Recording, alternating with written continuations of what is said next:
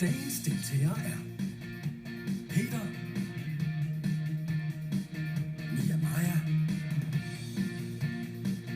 Andreas S, Jane, Troels, Natasha og Bjarne.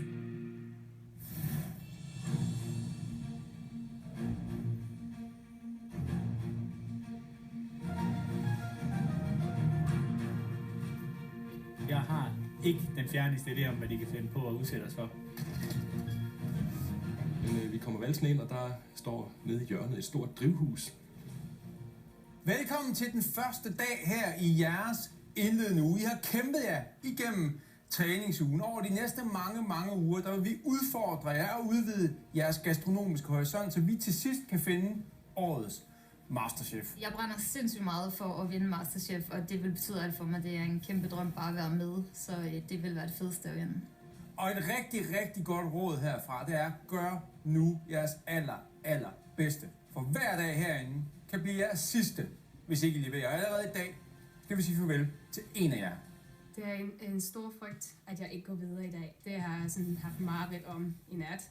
Og det er altså titlen som Masterchef 2020, trofæet og ikke mindst 100.000 kroner, I kæmper om. Det vil jo være en kæmpe ære at løfte trofæer, og så få de 100.000 med hjem. Vi har hele 4 konkurrencer legnet op til i dag. Og hvis I kigger lidt omkring, så kan I se, at vi har indrettet os lidt anderledes her i dag. Der står nemlig et fantastisk, charmerende drivhus her. Fyldt med bæredygtige, økologiske grøntsager. Og det er selvfølgelig grøntsager fra drivhuset, I skal arbejde omkring i dag. Vi dyrker selv masser af grøntsager derhjemme og er vant til at kan gå ud og plukke det, så det synes jeg kun er interessant. I skal selvfølgelig arbejde med en råvare, hvis sødlige, frugtige smager ikke overgås af noget i den gastronomiske verden. Det er selvfølgelig tomater. Pissefedt. Jeg har arbejdet rigtig meget med tomater, så super fedt. Det vil være lidt for nemt bare at give jer tomater. Pastadej. Det er et sted, jeg ikke er så hjemmevant. I skal selvfølgelig lave jeres egne helt fantastiske ravioli. Jeg kender det italienske køkken rimelig godt. Det er et køkken, som jeg er stort fan af. Kriteriet er, at tomater skal indgå, så det giver mening, og de har en bærende rolle. Vi har selvfølgelig sørget for et råvarebord, der er fyldt med alle de ting, I overhovedet kunne tænke jer. Vi har sågar også lavet en pastadej til jer. Og det betyder selvfølgelig, at spisekammeret, det er lukket. Den af jer, der klarer den her udfordring bedst, er videre til i morgen. De resterende 6 af jer skal altså kæmpe videre for at få lov til at beholde forklædet på. Jeg er super klar på at give den alt, hvad jeg kan trække ned i køkkenet. I får 45 minutter til at kreere den her fantastiske ret, og vi har store forventninger.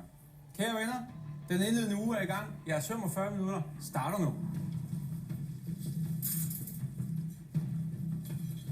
Jeg går efter nogle tomater, som er gode røde og gode modne, som har en masse kraft og en masse smag. Jeg vælger 2 slags tomater.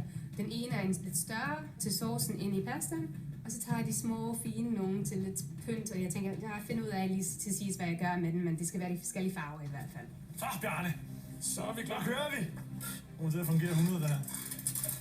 Jamen, så har jeg valgt at lave en ravioli med tomat og ricotta-fyld, og så med en basilikum's pesto til.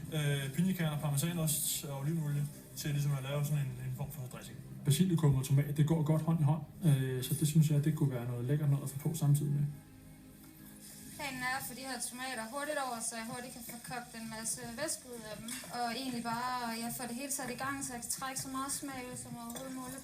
Jeg har tænkt mig at lave sådan en fortættet tomatsauce, jeg pakker ind i raviolien, og så tænker jeg, at det skal sådan lige vendes i en lidt sådan mælkebaseret blåskimmelsauce, som lige til at smøre den lidt. Jeg laver den her sauce, fordi jeg godt kan lide kombinationen af tomat og blåskimmel. Jeg synes, at de komplementerer hinanden godt. Jeg kan godt lide, at der er lidt umf på og lidt svovl til stedet, når der er tomater. Noget af det, jeg godt kan lide ved en ravioli, det er det her med, at du faktisk kan gemme rigtig meget smagen indeni. Altså, det behøver ikke at være en decideret sauce, men det her med, at du kan lave et fyld, som er flydende, hvor du har en masse smag, en masse power, og så har du en god dej, og udenomkring, der fedter du sådan set bare raviolien ind i en lille smule vand, lidt smør, måske lidt ost, men ellers bare krydderurter.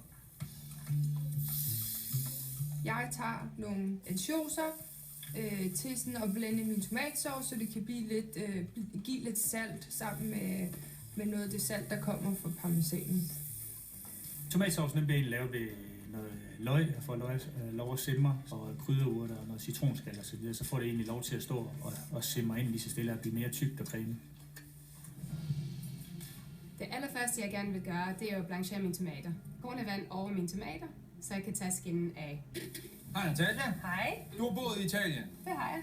Jeg har mødt min mand i Italien. Det her med pasta så, og tomater og det må du næsten have et forhold til, tænker jeg. Jo, altså jeg elsker at spise pasta, som mange mennesker gør. Mine børn elsker pasta, det er deres livret. Du er helt hjemme i det så. Det her det er bare lige ud af landevejen. Ja. Vi skal bare have fantastisk mad for dig. Altså det der er anderledes, at det der tomat skal være ind i pastaen, det er noget, jeg måske vil ikke have gjort. Det er en udfordring at få tomat ind i, fordi netop det, at man skal have det til at smage af tomat.